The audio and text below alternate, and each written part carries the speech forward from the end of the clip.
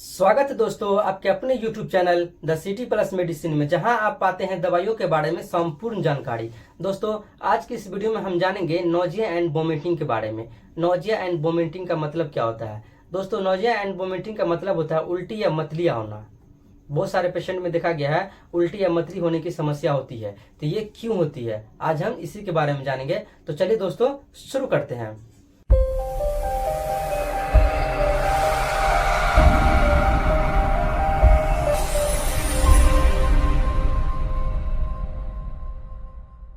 दोस्तों इंडाइजेशन के वजह से, यानी इंडाइजेशन में जब फूड स्टोमक में डाइजेस्ट नहीं होता है तब वह उल्टी से बाहर आ जाता है। ऐसा ज्यादातर डायरिया वाली कंडीशन में भी देखा गया है।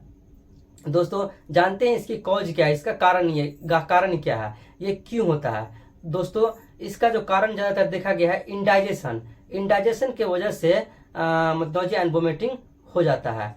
साथ ही देखा गया है मॉर्निंग सिकनेस की वजह से भी होता है। मॉर्निंग सिकनेस का मतलब ये होता है जो प्रेग्नेंट लेडीज होती है उसे सुबह के समय उल्टी या मतली हो सकती है। साथ ही देखा गया है ट्रैवलिंग के दौरान, यानी मोशन सिकनेस का मतलब होता है ट्रैवलिंग। अगर आप किसी कार में या बस में ट्रैवलिंग कर रहे हैं तो उस दौरान भी आपको नोजिया एंड वोमिटिंग हो सकती है। साथ ही देखा गया है कोई भी ड्रग, जो दवाइयां होते हैं, कोई दवाई लेने की वजह से या फिर उसका साइड इफेक्ट से भी नोजिया एंड वोमिटिंग हो सकती है। साथ ही देखा गया है अगर किसी पेशेंट का हेड इंजरी हुआ है, जैसे कि सिर में चोट लगी है, सिर में चोट लगने के कारण भी उसे नोजिया एंड वोमिटिंग हो सकता है।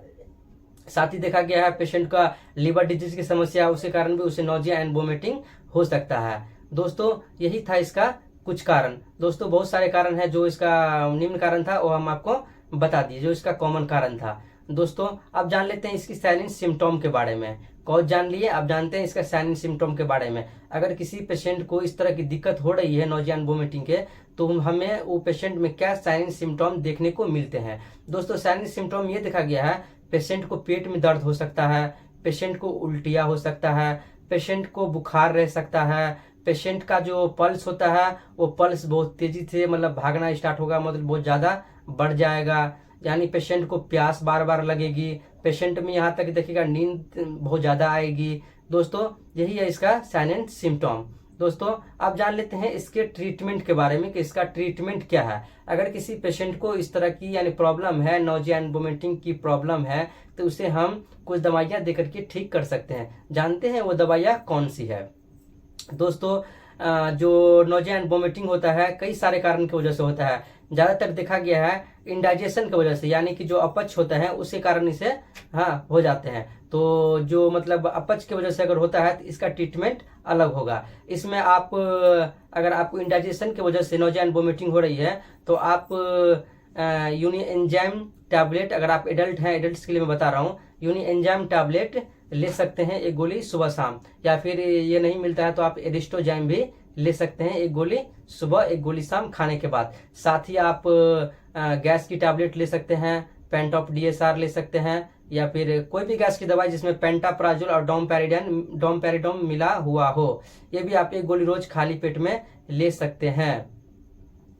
दोस्तों साथ ही देखा गया अगर आपको उल्टिया हो रहा है तो आप ऑनडेम टैबलेट भी ले सकते हैं। ऑनडेम टैबलेट 4 mg में आपको किसी भी मेडिकल स्टोर पे आसानी से मिल जाता है, तो वो भी आप एक गोली सुबह एक गोली शाम ले सकते हैं। ये हुआ अगर आपको इंडाइजेशन की वजह से हो रहा है तब। अगर जान लेते हैं आप कोई पेशेंट है या कोई व्यक्ति है जिसे मोशन सिकनेस हो गया एंड ट्रैवलिंग के दौरान उसको उल्टिया हो रही हो, तो उसमें हम कौन सी दवाइयां देंगे। अगर किसी को ट्रैवलिंग के दौरान अगर उल्टिया हो रही है तो उसे हम मतलब जो टैबलेट होते हैं उसका नाम है एस्टीमेटिल MD टैबलेट।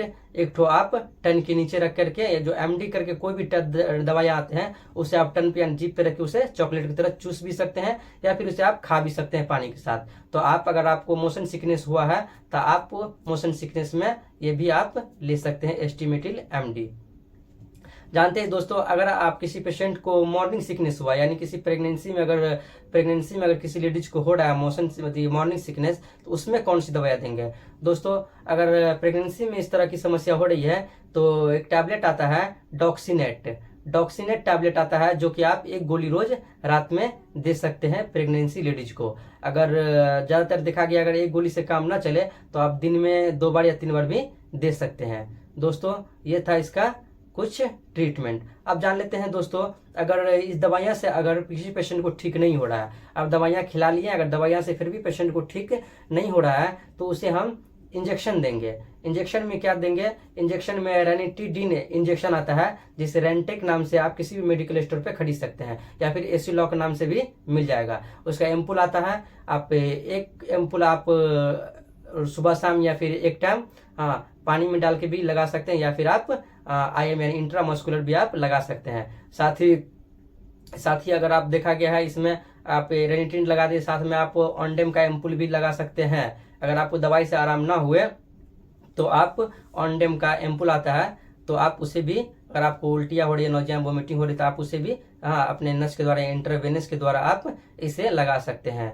दोस्तों ये था इसका ट्रीटमेंट। जानते हैं अगर इंजेक्शन दे दिए और फिर भी अगर उसको आराम नहीं मिल रहा है तो साथ ही आप पेंटाप्राजोल यानी पेंटॉप IV इंजेक्शन आता है, आप वो भी लगा सकते हैं। साथ में आप CB12 एम्पुल आता है, जो कि विटामिन के लिए होते हैं, आप पेशेंट को वो भी दे सकते हैं CB12 एम्पुल।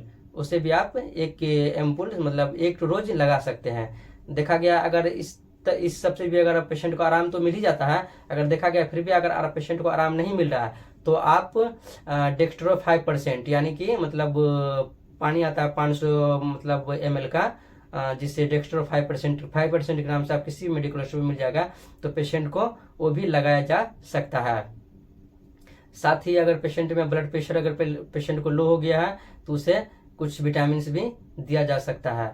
साथ ही बहुत सारे इसका जो मेडिसिन है, जो इसका कॉमन मेडिसिन है, वो हम आपको बता दिए हैं। दोस्तों इस वीडियो में इतना ही। तब अगर आप मेरे वीडियो पे नए हैं तो मेरे चैनल को सब्सक्राइब कर लीजिए और बेल आइकन को दबा दीजिए, ताकि हमारे आने वाले वीडियो सबसे पहले आपके पास पहुंचे। दोस्तों इस वीडियो में इतना ही। चलिए मिलते हैं अगले वीडियो में, तब तक के लिए टेक केयर। जय हिंद, वंदे मातरम।